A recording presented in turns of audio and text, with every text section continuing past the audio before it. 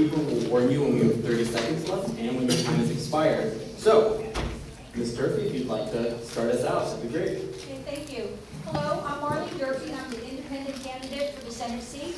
I'd like to thank Virginia21 and VCU for hosting this forum, and I welcome the students and the community and also my fellow candidates to be engaged on the issues. I've been elected to office before as an independent, and nothing better that I would like to do is serve you and give you the voice in this election. Many will say that I'm the most experienced in this race. I stand here having worked in 3 states, working at both the local and state levels in government and all branches of government. I worked in the private sector and I also worked in the public sector and also nonprofit. I was a founder of an organization on quality of life issues, and I led the redirection of Chesterfield County and challenged the status quo with the support of business and citizen groups. I've established a working record working on both sides of the aisle and have a reputation of getting things done.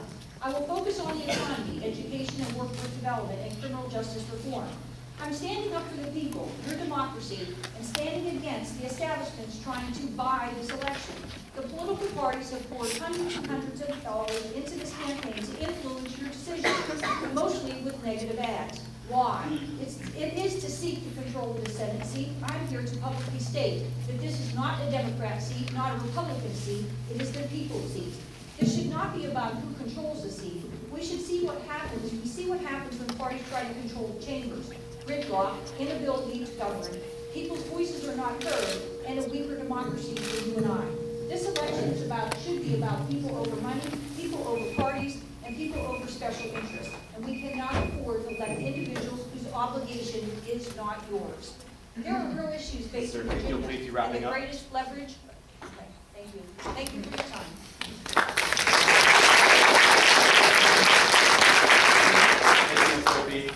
Mr. Gecker. Thank you very much. And again, thanks to everybody for being here. I guess it's appropriate to say go Rams. I got the applause before. Go Rams. I'm Dan Gecker. I'm the Democratic candidate for the 10th District Senate seat.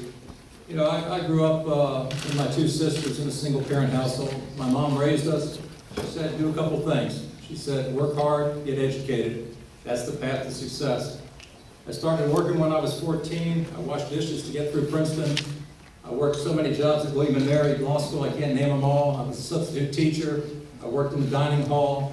I took out student loans. I've got some idea what it's like to move up the ladder, to work hard, and to try to make a success of yourself. You know, I look around and I think today, at 59 years old, looking back, the path that I had to come forward, that path of opportunities being there, is not there for everybody in our society. The reason I'm running for the state senate is because I believe it's time to restore the economic opportunity, the educational opportunity, and the social opportunities that we've lost over the years. I've got a solid track record of success working across the aisles. I've been a board member in Chesterfield for 8 years. I'm proud of our record in education, economic development, and public safety. I want to take that record and expand it to the state. Thank you very much.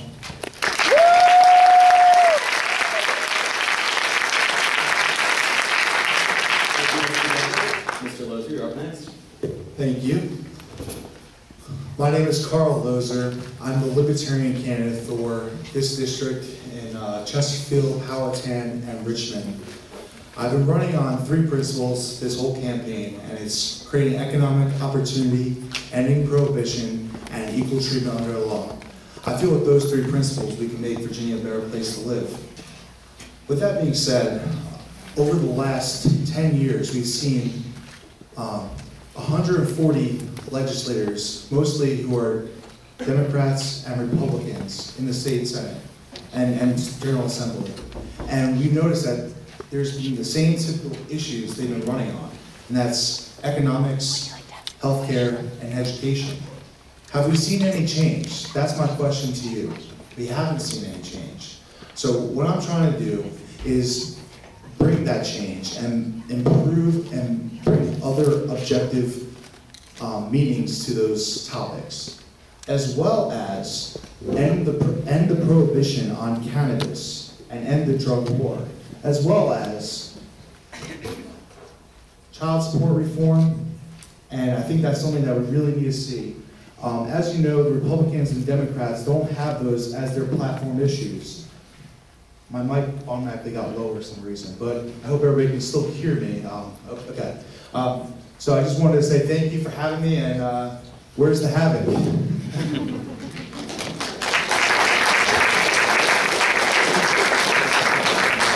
Thank you, Mr. Loser. We're going to wrap up this segment with you, Mr. Sturtevant. Thank you, Will. Good evening, everybody. My name is Glen Sturtevant, and I'm running for state senate because I believe that Virginia can do a lot better. You know, I got involved in politics just a few years ago when I decided to run for school board in Richmond. Lori and I, we have 3 beautiful kids, and it was really focusing on their futures that motivated me to get involved and work to improve our schools for all of our children. I'm proud to say that since joining the board, we've audited the entire school system, saving money and focusing those dollars in the classrooms where kids learn. And after many years of decline, we're finally starting to see increases in reading and math scores across the city. We're seeing a renewed sense of optimism in the city schools as more and more families choose to stay. Now, I believe that we can work together in the state senate to make state government more efficient and more effective as well, because we deserve a state government that spends our limited tax dollars wisely, that invests in core functions of government like education, that helps the private sector create good jobs and then trusts Virginians to manage their own affairs, free of government interference and red tape. I'm running for state senate to help make that happen, and I hope you'll join me.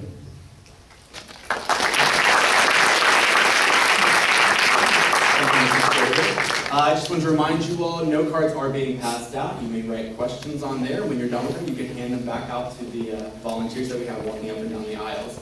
So, moving on, we're going to take questions from our Virginia21 Young Voters panel. These individuals, like I said earlier, live or work in the 10th Senate District. And each of them will ask a question related to an issue that are important to young voters across our state. Mr. Gecker, I'll ask you to respond to our first question, and then we'll go to Mr. Loser, Mr. Sturtevant, and finally Ms. Durfee. And the first question is going to come from James River High School senior, Nick Jones. Hello. Okay, so education after high school is crucial if you want a good paying job, but many young people don't consider college an option because their families can't afford it. If you were elected, how would you ensure that all young people can get the education and skills they need to be successful in today's economy? Thanks for the question. I'm glad you go to a high school in my district. I appreciate that very much. My daughter Caroline graduated James River in 2009, so you've got a good start in life. College costs have gone up. Everybody understands that. You know, when I went to college, tuition cost $8,900 a year. That was the payment in Princeton. I know it's significantly more than that in the private schools, and you know, a good bit higher than that in the state schools. There are a couple things that need to happen in order to keep college affordable and to make college affordable. First is, believe it or not, almost the simplest, and that is to articulate as a goal that we want to have college affordable. That is, the legislature and those policymakers need to understand that college affordability is an issue that's important to Virginia, articulate it and make it a priority. Not much happens in the legislature, frankly, not much happens in society until the decision-making bodies decide it's a priority. Number 2, funding. One of the things that we've seen over the years is that higher education funding is the first out of the budget in lean times and the first back into the budget in good times. That's unacceptable. If you understood what I was saying before, and I know you did about priorities, if higher education is a priority, it should not be the first out in the lean times. We need to provide a stable source of funding. Number 3, we need to coordinate better different benefit programs, and those benefit programs need to be scalable. That is, as tuitions rise over time, those programs need to rise with them. When I say coordinate benefits better, what I mean is, can I just finish the sentence? Yes. What I mean is that the federal government offers a significant array of financial opportunities to go to college. The state has not coordinated those benefits well, and therefore the local cost has been higher than it should be. Thank you, Mr. Gecker. Thank you. Now it's too loud. Okay. Anyways, thank you for asking that question. I think that's a very important question, and I wanted to say that this is an issue I've actually been running into. I recently decided to quit college. It's not working for us, and I noticed that there's a field that high school kids are incentivized to go into college programs. If they don't, then they're failures. I don't believe that is the case. What I would like to do is end compulsory education by reducing the GED mandate to a lower age. What that does is allows for opportunity to exist for younger age with parental consent, and allows them to go into trades or other other possibilities when they're, such as apprenticeships and stuff of that nature. And basically, if you take economics, when you have a big abundance of bachelor's degrees coming out of the college program, what you see is there's a huge supply of college degrees going for the same job positions, and you see lower wages. That is the problem with incentivizing college. What I want to do is allow people that go to college to keep going to college in the same way possible by regular loans and the normal funding. What I want to do is not incentivize college as a whole, but allow it to be more open to opportunities for everyone, for every field, not just our book smart fields. And I think that's something that we really should bring to the table. And I really think that'll help us. Thank you. Thank you, Mr. Lizard. Mr. Sturtevant? Thanks, Will. That's a great question. I think we all know that the rising costs of higher education are out of control and are putting a huge debt burden on young people all across the country and in Virginia. And in the state assembly, we've got to make sure that our public colleges and universities are living within their means. And I think that there are a couple of ways that we can help to make college more affordable. I think first and foremost, we have got to ensure that our public colleges and universities are offering more in-state slots to Virginia students than they are now. That's something I think we need to require in the General Assembly, something I'll work for in the state Senate. And the other thing is guaranteeing Virginia families and students that when you go in as a freshman, you will not see your tuition rise appreciably or at all over the four-year career in college. Because right now, from year to year, families don't know how much tuition is going to increase from year to year. We need to give some guarantees there to protect families so they can plan and so that students don't have to drop out of school simply because tuition has gone up by 5–10% each year. And I think we can't forget about community colleges, though. Not every student needs a four-year degree or wants a four-year degree. I'm going to be a strong supporter of our community colleges and the state Senate to make sure that we are equipping all of our students. Thank you. Mr. Thank you. We need to open up the door for all students to be able to have the opportunity to get a higher education. That's how we make a stronger society, and that's how we make a stronger economy. If I'm fortunate to be in the Senate, I would propose that we give students who are academically, they have achieved a 3.5 and above, that they get 2 years, 3 years of college tuition at a community college. That opens up the doors, and it also allows for a future workforce that we need for our economy. I would also propose that we look at the financial aid. I know firsthand what it costs. I had two daughters. One went to another school, one Virginia Tech, one to JMU. My oldest daughter, the average student debt was $21,000. 4 years later, the second average debt was $34,000. We cannot have students coming out of college with that kind of debt because obviously it's going to make sure our economy doesn't grow and become stronger. We need to make sure that they don't have that kind of debt. We need to make sure that there's funding available to the universities and colleges. Funding goes to university and college, but what percentage actually goes into financial aid? So I will make sure that we have the funding available for all students to be able to further their education. Thank you. Thank you, Ms. Durfee. Mr. Lewis will respond first to our next question. It's going to be coming from Mel Lucino, who is a senior graduating in December from here at ECU. Go Rams. Please go ahead. Good evening.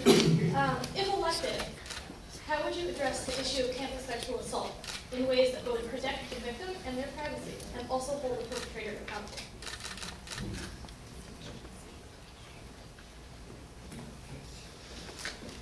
Thank you.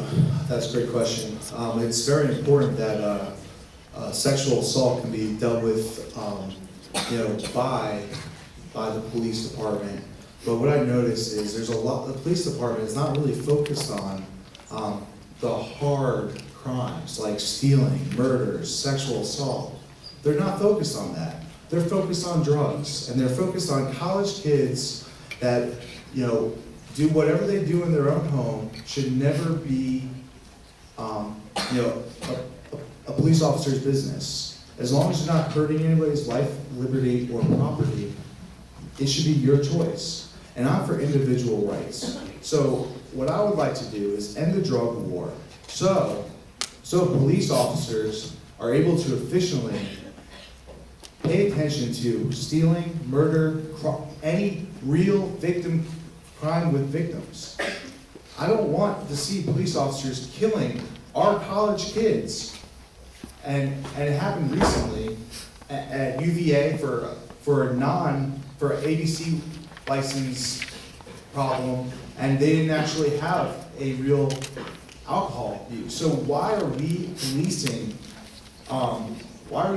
drugs that don't affect the actual kids with our campuses? So I want to do is provide a safer environment for everybody on the college campus level, and we could do that by ending the prohibition of cannabis. Thank you. Mr. Sturtevant. Thanks, Bill. It's a great question.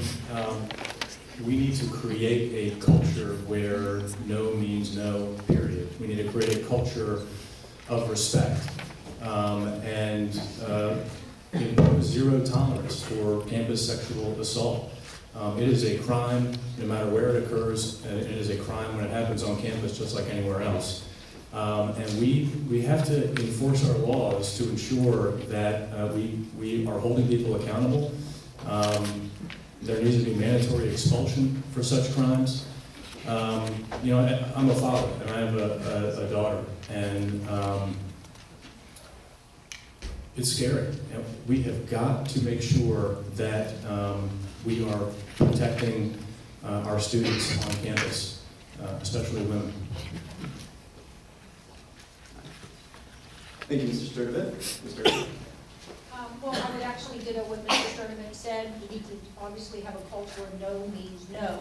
But beyond that, we need to look at how we're dealing with the issue in today's college, universities, and campuses.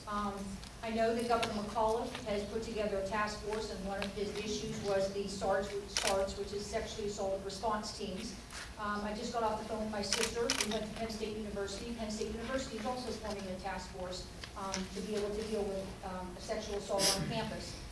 I was fortunate that I was on Governor Warner's task force. It was a 42-member task force on driving under the influence of alcohol and drugs.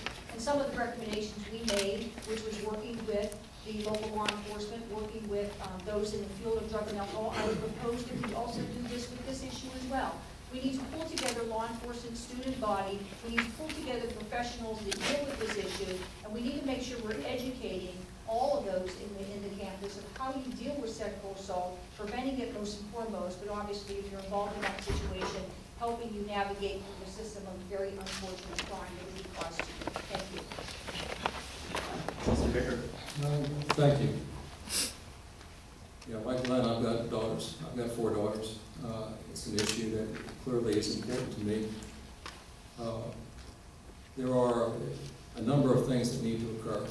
First is, as I think most people out here have mentioned, education and awareness, the cultural change. There needs to be an understanding of what's going on, why it's going on, and what the appropriate levels of behavior are. Second, we need to remove the barriers to reporting. Oftentimes people do not understand where to go to report, victims don't understand where to go to report. Going to an office is a scary thing. We need to be more technologically savvy about how we can have victims report without having to go see the administrator face-to-face is the first step.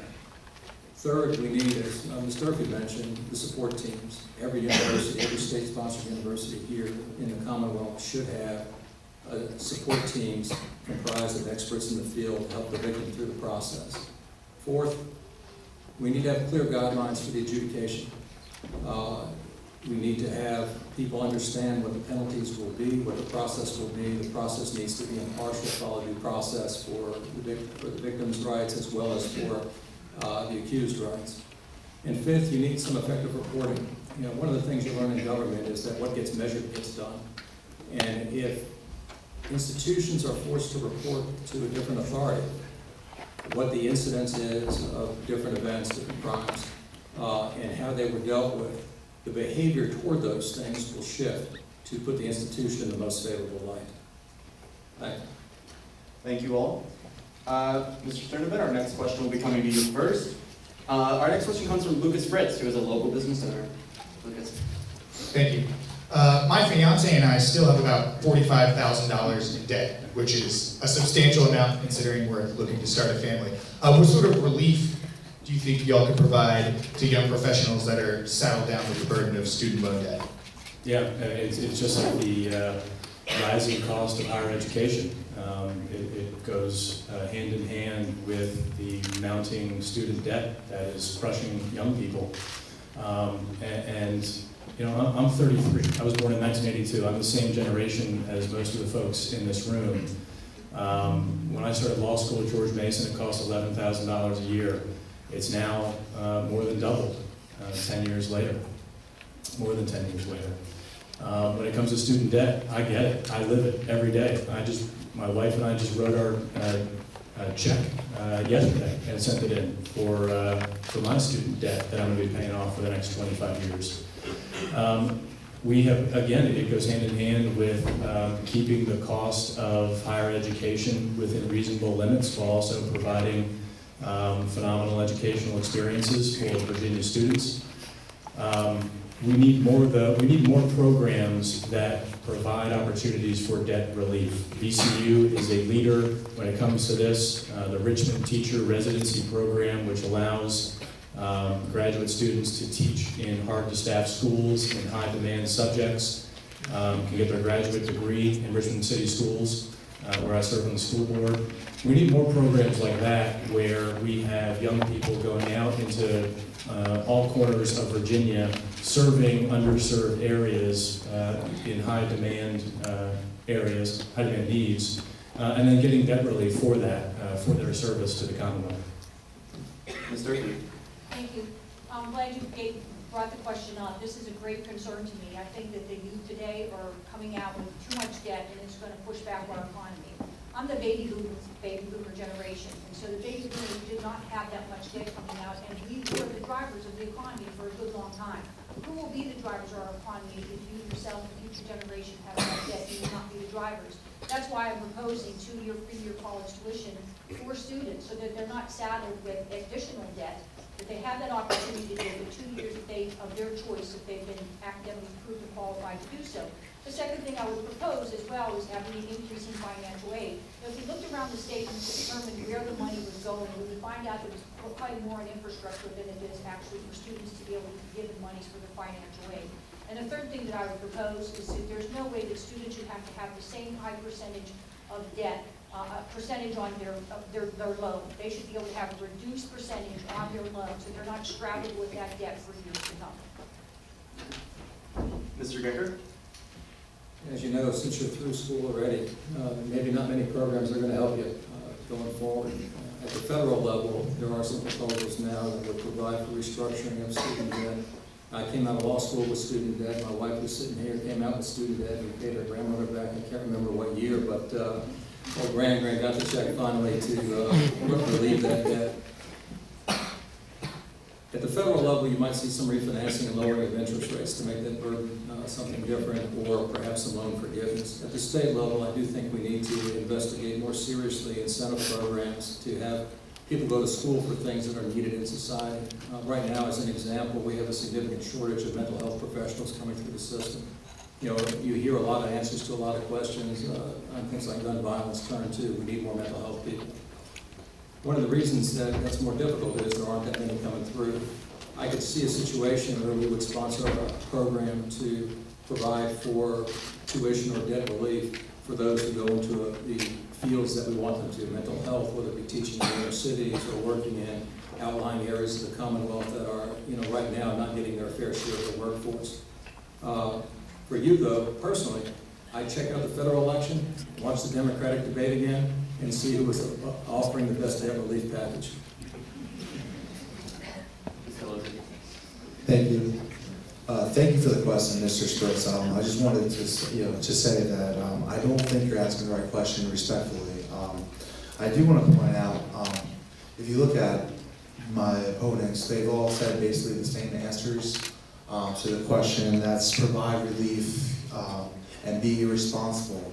Well, I'm for accountability and responsibility. If you make a choice, I believe you should be responsible for your actions. But what I want to do for you is I want to provide lower costs of education by making education not incentivized. And for people that do get degrees through education, it makes their degrees way more valuable. Another thing is, when you have more valuable degrees, you have higher paying jobs and higher paying careers. This is the solution to the problem. And when we have solutions that can fix these problems, and you don't need, and I want to make sure that as a college kid myself, as a former college kid, I realized that you don't need a degree to be your own businessman. You can start and have an opportunity yourself. And I would have spent my $50,000 in debt and started my own business if I knew what I wanted to do. We push and push and push at the age of 18 to go to college, go to college, go to college. That is not the answer. What I want to do is provide responsibility for your actions and self-sufficiency. We need that in our culture today. We don't see that anymore. So I do want everybody to pay back their loans, but I want higher paying jobs and lower costs for education for you. Thank you. All right. Thank you all. We're going into our final question from